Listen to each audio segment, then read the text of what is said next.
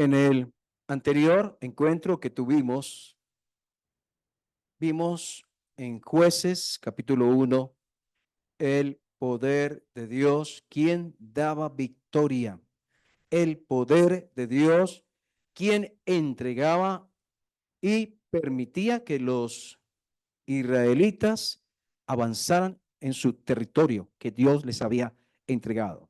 Pero también vemos los fracasos humanos por la falta de obediencia y confianza en ese Dios que todo lo puede. Uno y otro lugar, eh, más bien personas que no pudieron sacar de sus tierras como Dios lo había querido, lo había dicho. Y así permanecieron con ellos y convivieron en medio de ellos. Y eso les trajo a la postre problemas y dificultades. Y avanzamos entonces en las reflexiones acerca del libro de Jueces en el capítulo 2,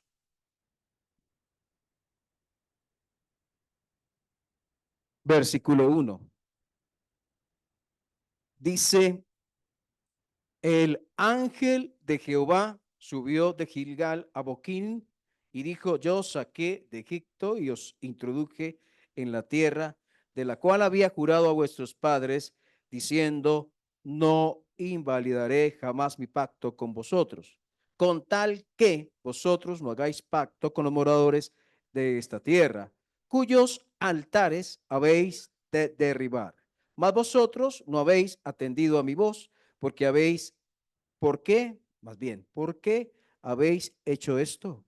Por tanto, yo también digo, no los echaré de delante de vosotros, sino que serán azotes para vuestros costados y sus dioses os serán tropezadero. Cuando el ángel de Jehová habló estas palabras a todos los hijos de Israel, el pueblo alzó su voz y lloró, y llamaron el nombre de aquel lugar Boquín, y ofrecieron allí sacrificios a Jehová. Entonces comienza el versículo 1 con el ángel de Jehová, que se presenta en varias ocasiones en el Antiguo Testamento. ¿Quién es el ángel de Jehová? Pues ahí mismo lo dice en el versículo 1, cuando dice, el ángel de Jehová subió a Gilgal y dijo, yo os saqué de Egipto. ¿Quién sacó a los israelitas de Egipto? Dios. Entonces, ¿quién es el ángel de Jehová? Es Dios mismo. Entonces dice el ángel de Jehová. Y según muchos de los estudiosos de la palabra de Dios, se cree que este ángel de Jehová es el mismo Hijo de Dios, el que vino después eh, en forma humana. Entonces el ángel de Jehová subió y dijo, hay algo que los teólogos llaman teofanía, y es la aparición visible de la presencia de Dios, es teofanía. Y el ángel de Jehová es una manifestación de Dios en una forma audible o visible al ser humano. Es una aparición de Dios en una forma visible o audible al ser humano, el ángel de Jehová. Entonces, dice, yo los saqué de Egipto, los introduje, porque Él no solamente los saca de Egipto, Él no solamente los saca de Egipto y los deja allí en la puerta de Egipto y miren a ver qué hacen, cojan para donde ustedes quieran. Pero ¿para dónde, Señor? No importa, ya los saqué de Egipto, ya los libré, eran esclavos, agradezcan antes, vayan por donde quieran. Él no hizo eso, ¿verdad? Él los saca de Egipto y con la nube de día, si la nube de día y el fuego de noche les dice, vayan por aquí, volteen por allí, paren, sigan, les dirige hasta la tierra prometida. Igual que ha hecho con nosotros. ¿Qué tal que el Señor nos hubiera sacado de la vida donde estábamos, del infierno, de la muerte, de la condenación, y nos hubiera dicho, ya te salvé, ahora verás cómo sigues tu vida?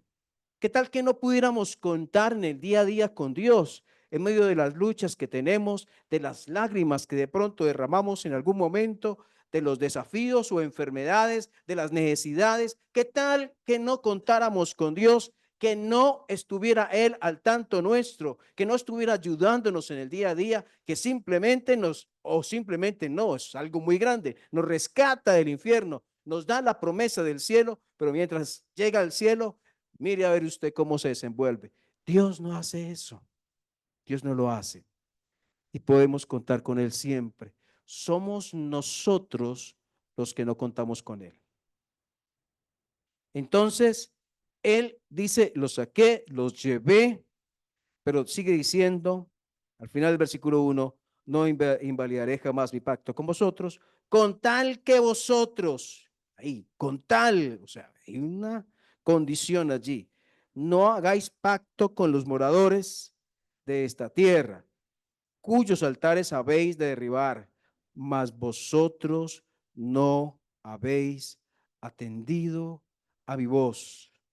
Entonces, el Señor Dios está exigiendo el cumplimiento.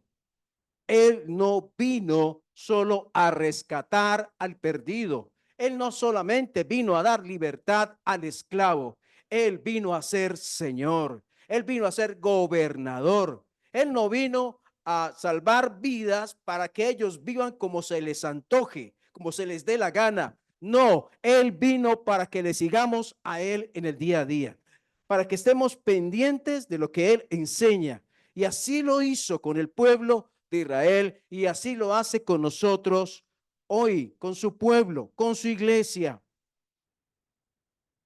Él se interesa por cómo vivimos y cómo nuestros corazones se comprometen con aquello de donde nos sacó.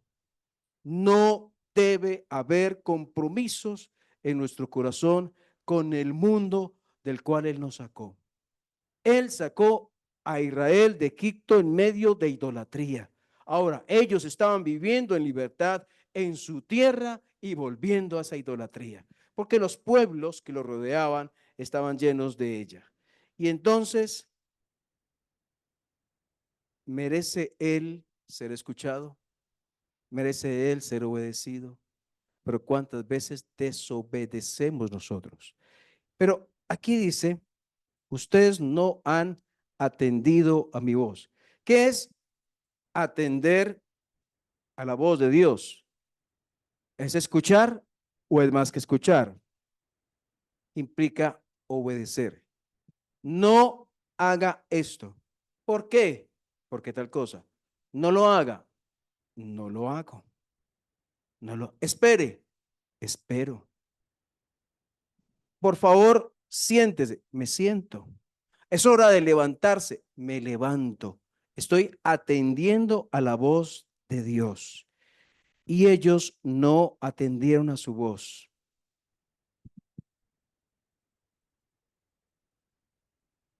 Tal vez es por falta de fe, ¿verdad? Más fácil.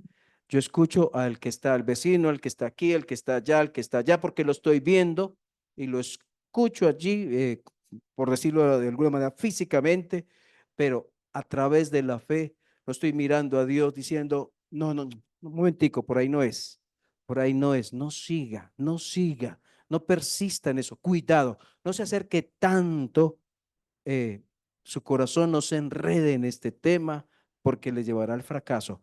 No atendieron a la voz. Y ¿saben lo interesante aquí, el versículo 2 al final, que dice, que dice, ¿por qué habéis hecho esto? Otra vez una pregunta que tal vez hemos hecho en algunos momentos. ¿Dios lo sabe todo? Sí. ¿Por qué hace preguntas? ¿Por qué hace preguntas? ¿Por qué le pregunta a Adán, ¿dónde estás tú? ¿Y por qué hace tantas otras preguntas? ¿Por qué le dice a ellos, por qué habéis hecho esto? Si él sabe por qué lo hicieron, cómo lo hicieron, cuándo lo hicieron, las consecuencias de lo que hicieron. Dios lo sabe todo y le está diciendo a ellos, ¿por qué habéis hecho esto? Porque en ocasiones pienso, o no sé si en ocasiones o muchas veces, necesitamos reflexionar de por qué hicimos cosas. Entonces, hay personas que no quieren, cometen un pecado, hacen algo y alguien le refiere ese pecado. No, no me hable de eso, que yo no quiero pensar en eso. Pero ¿saben una cosa? Dios tal vez si quiere que pienses en eso. No para darte látigo y decir a través del látigo que soy perdonado, no.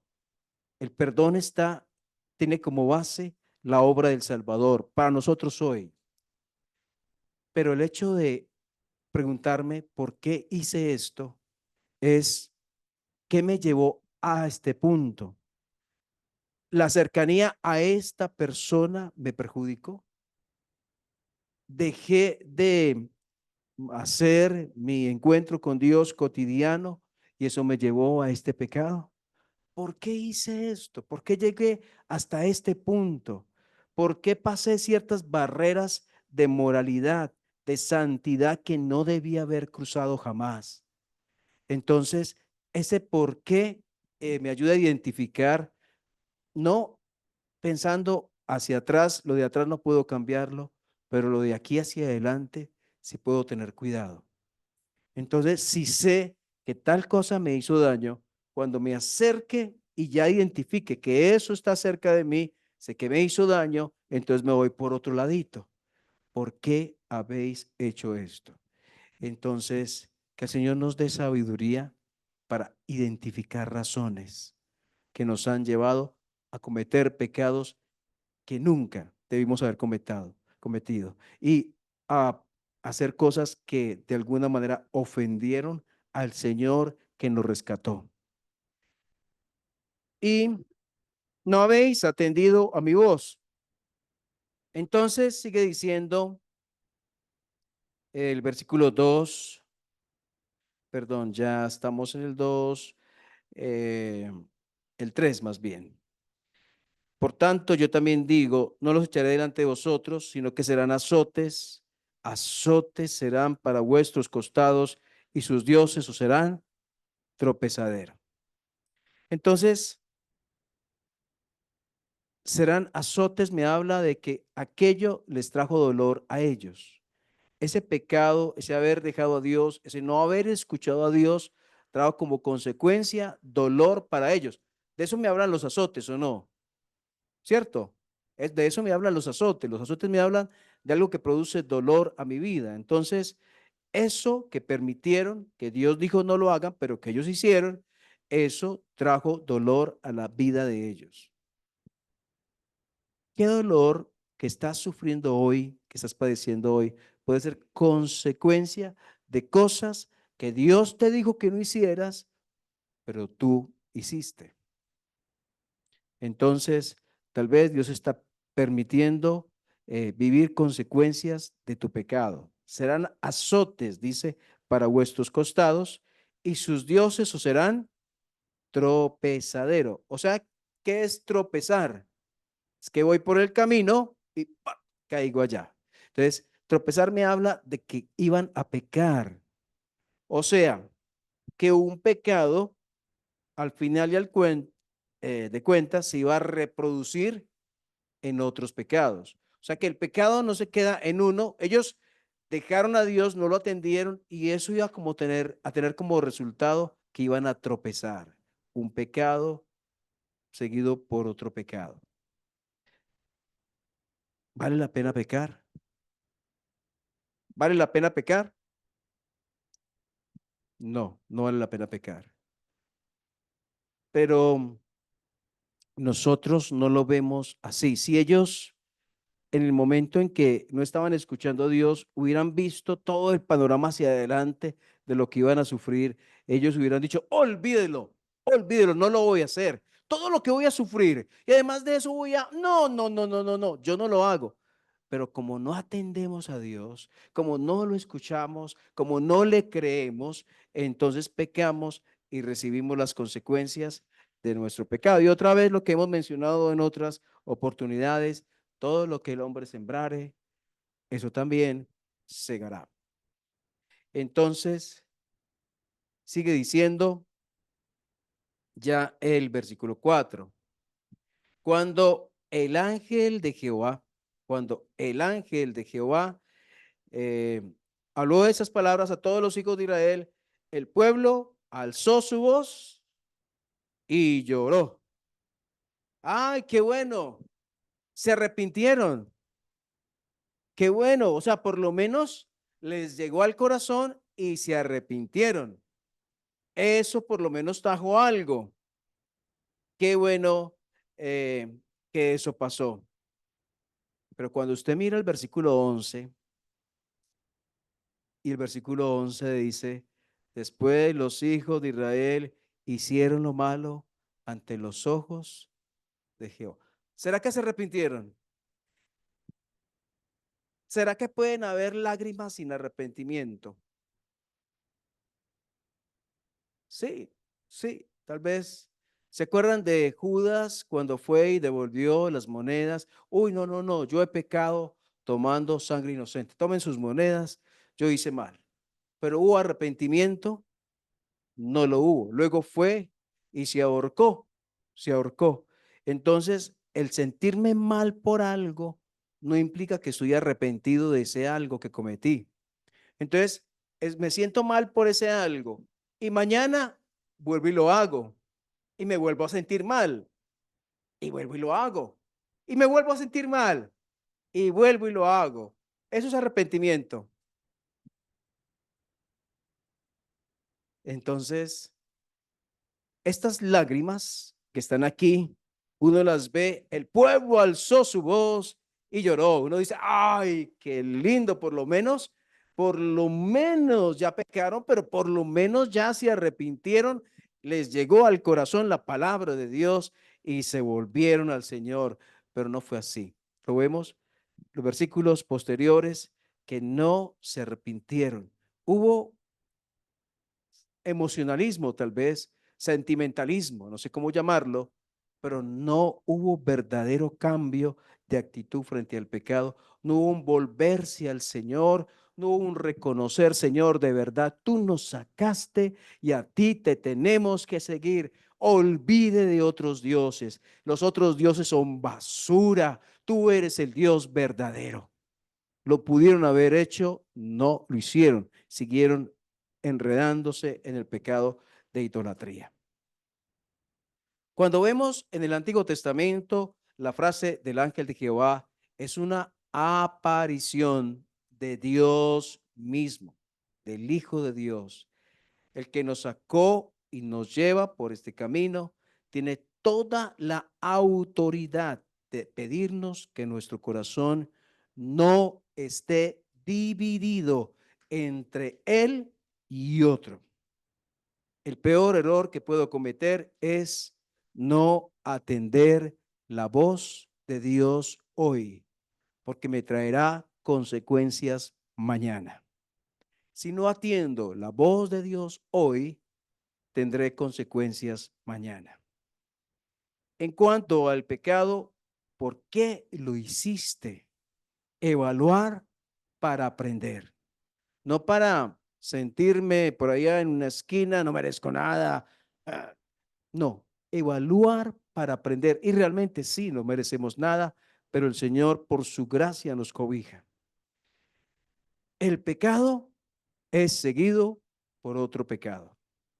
Si vas a llorar, está bien que llores, pero que sean lágrimas de verdadero arrepentimiento. Señor, qué bueno poder tener esos pequeños minutos, poco tiempo, Señor, para aprender de tu palabra. Realmente, Señor, no merecemos nada, porque nosotros somos mejores que ellos. Somos, Señor, cuántas veces hemos dejado de atender tu voz, cuántas veces hemos comprometido nuestro corazón con las cosas que este mundo ofrece, cuántas veces hemos dividido nuestro corazón entre el Dios verdadero que tenemos y otro, y cuántas veces nos ha tocado beber del agua de las consecuencias del pecado que es bien amarga para tomar. Señor, ayúdanos a atender tu voz hoy. Tú hablas, Tú enseñas, tú dices. Hay situaciones que estamos viviendo en casa. Hay situaciones que estamos viviendo como esposos o esposas, como hijos o hijas, como hermanos de la iglesia, como siervos tuyos. Hay situaciones que estamos viviendo. Y la pregunta es, ¿estamos atendiendo tu voz? ¿Estamos escuchando con atención? ¿Estamos queriendo subyugar nuestra voluntad a la tuya para hacer lo que tú dices? ¿Estamos atendiendo a tu voz, Señor? Ayúdanos a que no seamos rebeldes, orgullosos y empecinados en aquello que tú no quieres. Señor, ayúdanos a ver más allá, a, a creer tu palabra, a seguir tu voz.